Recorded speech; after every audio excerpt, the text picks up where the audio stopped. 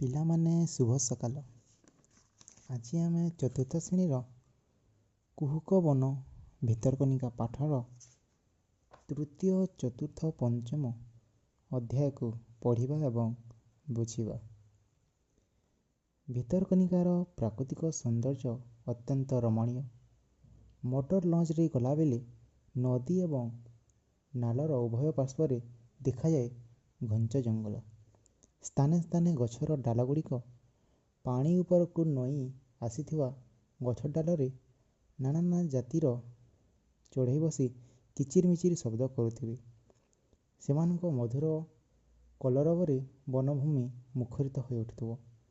କେଉଁଠି କେଉଁଠି ମାଙ୍କଡ଼ମାନେ ହୁଙ୍କାର କରି ଏ ଡାଳରୁ ସେ ଡାଳକୁ ଡେଇଁ ଗଛକୁ ଦୋହଲାଇ ଦେଉଥିବେ। ମାଛରଙ୍କା ଚଢ଼େଇମାନେ ଆକାଶରେ ଘୂରି ଘୂରି ପାଣି ଉପରକୁ ଝାମ୍ପ ଦେଉଥିବେ।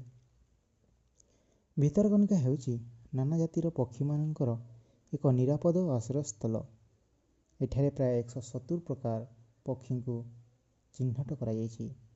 ସେମାନଙ୍କ ମଧ୍ୟରୁ ଖରହଂସ, ଅଙ୍କି, ଟିଆ, କେଶରପାଣ୍ଡିଆ, ରାଜପେଚା, ଡାହୁକ, ଛଞ୍ଚାଣ, ଶଙ୍ଖଚିଲ, ମାଟିଆ ଚିଲ, କୋଇଲି, କପୋତ, ହଳଦୀବସନ୍ତ, ବଗ, ଶାଗୁଣା, ଗେଣ୍ଡାଳିଆ ଇତ୍ୟାଦି ପ୍ରଧାନ। ସୁଦୂର ସାଇବେରିଆ, କାସ୍ପିଆନ୍ ସାଗର ଏବଂ କାଲିଫର୍ଣ୍ଣିଆରୁ କେତେକ ବିଦେଶୀ ପକ୍ଷୀ ମଧ୍ୟ ଏଠାକୁ ଆସିଥାନ୍ତି। ସବୁଠାରୁ ଅଧିକ ଆକର୍ଷଣୀୟ ହେଉଛି ବଗଗହଣ। ପ୍ରାୟ 20 ଏକର ପରିମିତ ଅଞ୍ଚଳରେ ହଜାର ହଜାର ସଂଖ୍ୟାରେ ବଗ ଏକତ୍ର ବାସ କରନ୍ତି। ଏହି ଜଙ୍ଗଲରେ ଶିଆଳ, ହେଟାବାଘ, ବାର୍ହା, ସମ୍ବର, ବଣଘୁଷୁରି, କଟାସ, ଗଧିଆ, ଓଧ, ଝିଙ୍କ, ନେଉଳ ଇତ୍ୟାଦି ବହୁ ପ୍ରକାର ଜୀବ ବାସ କରନ୍ତି।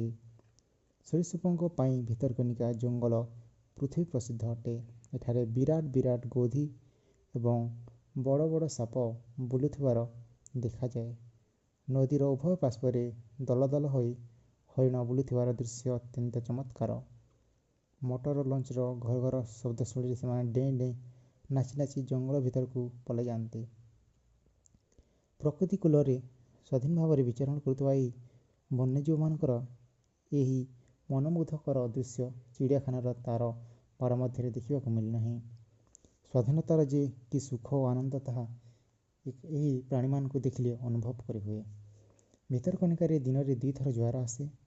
ଜୁଆର ସମୟରେ ନଦୀ ନାଳ ଭୟଙ୍କର ଭାବେ ଫୁଲି ଉଠନ୍ତି।